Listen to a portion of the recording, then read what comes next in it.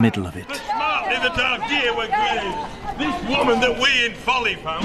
When he was a boy, his parents took him to Coventry to see the mystery plays. All holy in his hand. King Pharaoh, my father was! The mysteries told the great stories of the Bible, the creation, the flood, and the fall.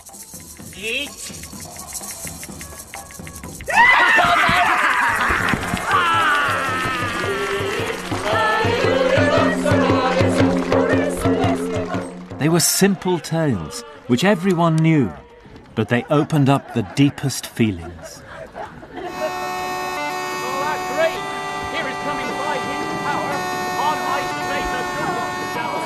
The Coventry mystery plays were closed down when William was 15, banned as childish superstition. But you can see from his own plays that William never forgot them. He loved them for their raw power and their rude humour. Come here to blow directly, and I will begin to make them presently. I will blow like a good fella. There is no smith in all this country who blows so well as I with his bellows. Oh, thou blowest like a dirty fellow. Oh, forgive my father! I know not what they do!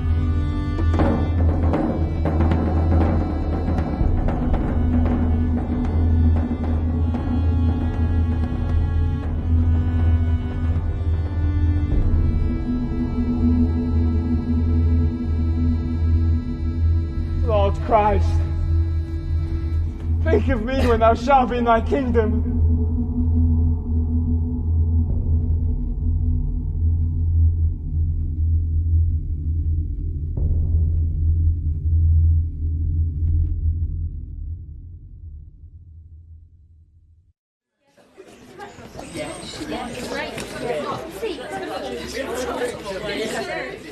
When Will was 9 in 1573, he moved into big school. And one day, the new master, Mr. Hunt, introduced him to poetry. We've all got our favourite books, haven't we? And Shakespeare's certainly was Ovid. He knew the Latin text, but he also knew this, the English translation by Arthur Golding, which came out when Shakespeare was 3 and went through many editions. It was a very popular book. It's hard for us to imagine, isn't it, in our electronic age, the effect that a book like this could have on the imagination of a child back then. But one of Shakespeare's contemporaries describes that first feeling and love for literature that he got from reading Ovid. When I was 7 or 8 years old, he says, I used to steal away and hide myself from all other delights to read this book. Now, since the sea's great surges sweep me on, all canvas spread, hear me, in all creation nothing endures, all is in endless flux, each wandering shape a pilgrim passing by, and time itself glides on in ceaseless flow, a rolling stream, and streams can never stay, nor light foot ours, as wave is driven by wave, and each pursues the wave ahead. So time flies on and flies and follows, always forever new.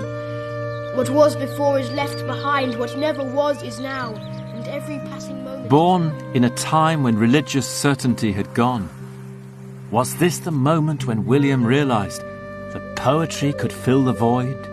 In all creation be assured, there is no death, but only change and innovation.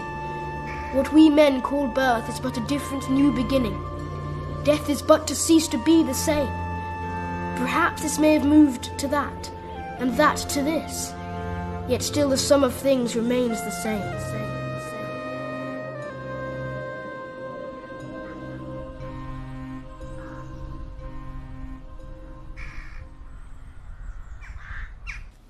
But sooner or later, every child has to grow up and discover the reality outside the safety of the home and the classroom. In 1576, when Shakespeare was 12, his golden childhood ended. His father's business suddenly collapsed, and his parents started selling off the family property, including Will's inheritance from grandfather Robert in Wilmcote. Here's the deed of sale, And there's his mother's seal. Now that year the wool industry had been hit by a recession, and the government was clamping down hard on illegal dealers like John. But there's more to it than that, because at the same time John stops attending council meetings here in the Guildhall chamber. After 12 years of loyal service, he'd been the mayor, and now he gives it up. And the reason may be to do with his religion, because at this point the government's really putting the squeeze on the followers of the old faith. But for William, the effect was that his father took him out of school early, and at the age of 14 he found himself cut off from the chance of higher education and of going to university.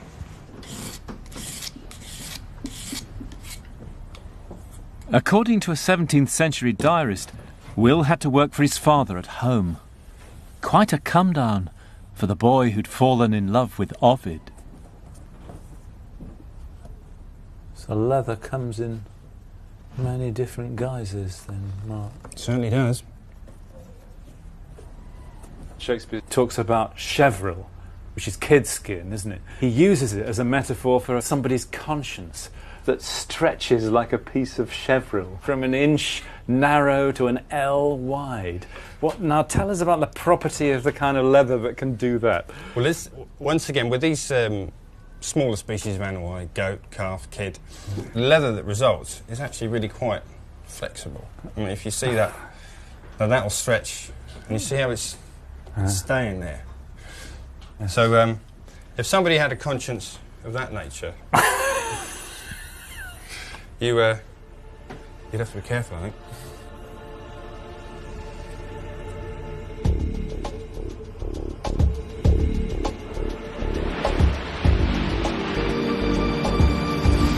And conscience was to be the issue in the next phase of the battle for hearts and minds in Elizabeth's England. In the summer of 1580, Jesuit missionaries sent by the Pope in Rome arrived in secret off the coast of England. Their leader, the charismatic Oxford scholar Edmund Campion, landed in disguise at Dover.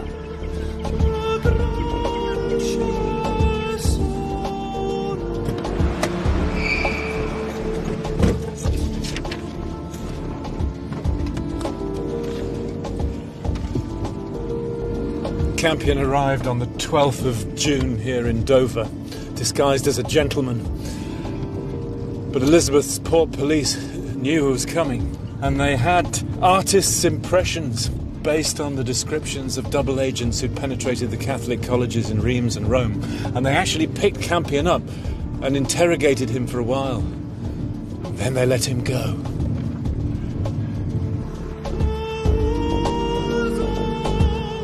Campion's aim, as he saw it, was nothing less than to save the soul of England and its 1,000-year history. From London, the missionaries split up. Some headed for the heartland of the old faith in Lancashire, and some went into Warwickshire.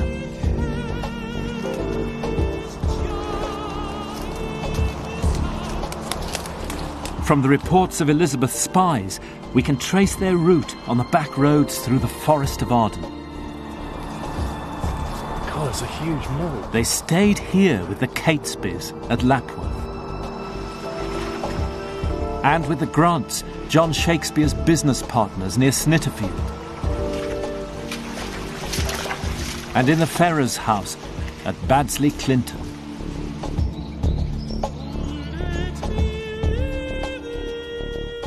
But they brought a fateful message for English Catholics, who till now had been able to square their loyalty to their Queen and to their faith.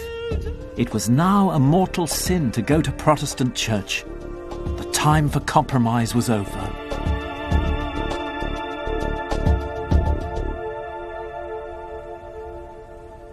As for Elizabeth, excommunicated by the Pope, fearing assassination by fanatics, there could no longer be an in-between. She moved against the Catholics. This is the sureties case of June 1580. Nearly 200 people are hauled in by the government on the grounds of national security. And here we are. John Shakespeare. He's called in to appear in London with somebody else here. John Audley, of the town of Nottingham in the county of Nottingham, hat maker. And John Audley stands surety for John Shakespeare, and John Shakespeare stands surety for John Audley. And there's another person down here, Thomas Cooley, from Stoke in the county of Staffordshire, a yeoman. He stands surety for John Audley and for John Shakespeare. What's the link between these people? The truth is, no one knows. But the date on the surety, the 22nd of June, is the day of the pilgrimage to St. Winifred of Holywell. Out on the Welsh borders, Holywell was a rallying place for Catholics through Elizabeth's reign. They came to take its healing waters and left their graffiti on its walls.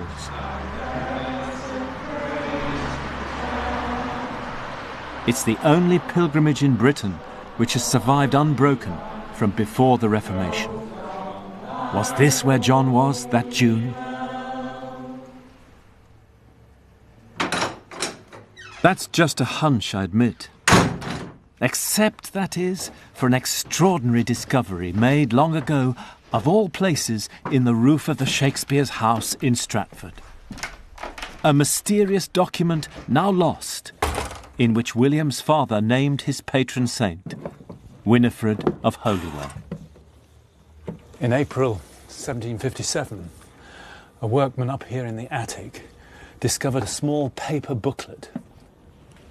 It was a handwritten Elizabethan Catholic Testament of Faith, hidden between the rafters and the tiles.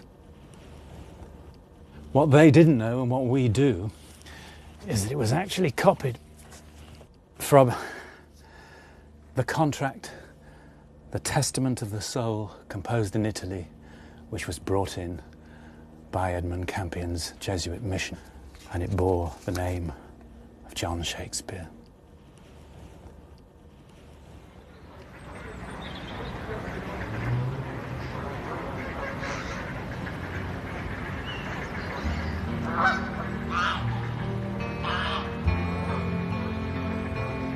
But while Will's father was embroiled in national politics, his son's thoughts were much closer to home.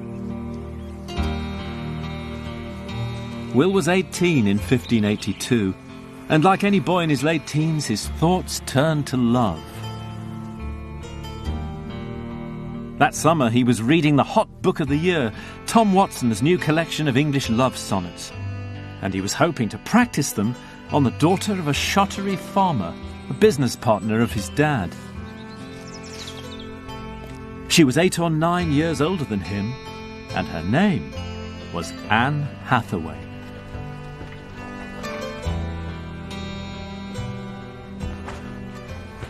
Hathaways had lived in this house for 300 years, and the family tradition is that this is the settle on which William and Anne conducted their courtship. But the truth is, we don't know anything about their courtship. In fact, we know very little about Anne herself. Considering her importance, she's the most mysterious character in the whole story. We got her father's will, but it doesn't tell us anything about her character. And we don't know what she looked like. There is a drawing, this one, done in 1708, traced from an earlier image. How would you describe her? Soberly attractive woman? But is it Anne?